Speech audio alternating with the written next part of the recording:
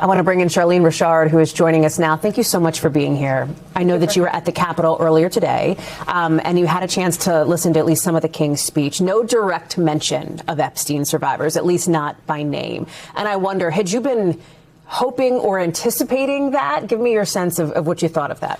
We were hoping that he would acknowledge us. I mean, I think that it's a missed opportunity, really. I mean, everybody's looking at the Epstein case, and it would have been nice to have been acknowledged. I mean, we worked so hard to just be seen and be able to speak, and it means a lot to survivors just to have somebody in his position acknowledge us.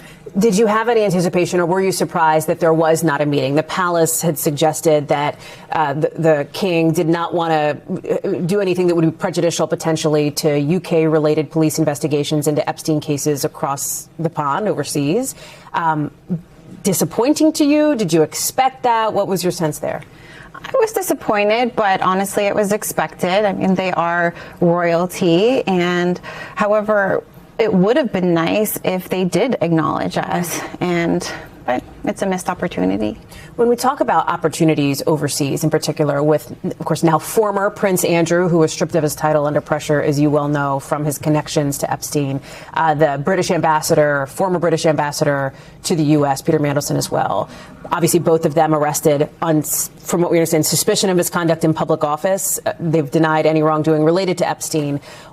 What are your hopes for any sense of accountability in London, in the UK? We talk so much about accountability in Washington, but do you see this globally?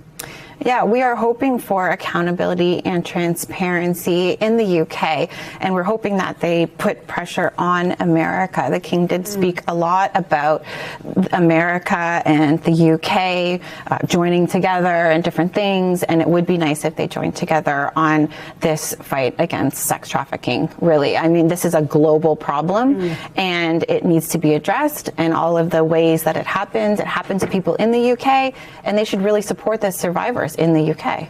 We watched you and other survivors and family members earlier at that session with Congressman Ro Khanna, who is one of the folks who had led the charge on the Epstein Transparency Act. So when you talk broadly about sex trafficking and your anti-trafficking advocacy, what do you hope to see happen? Because I know that this is an issue that you and so many of what are often called your survivor sisters have focused on here moving forward. I am hoping that at least the education part gets out there so that we can educate the next generation what red flags are, what narcissists are, what manipulation is, what grooming tactics are, what cohesive control is. That would be the first step. Then the next step would be to create laws around all of this so that if you know how this system works, and that's what it is, it's a system. It crosses all borders. It goes all over the world.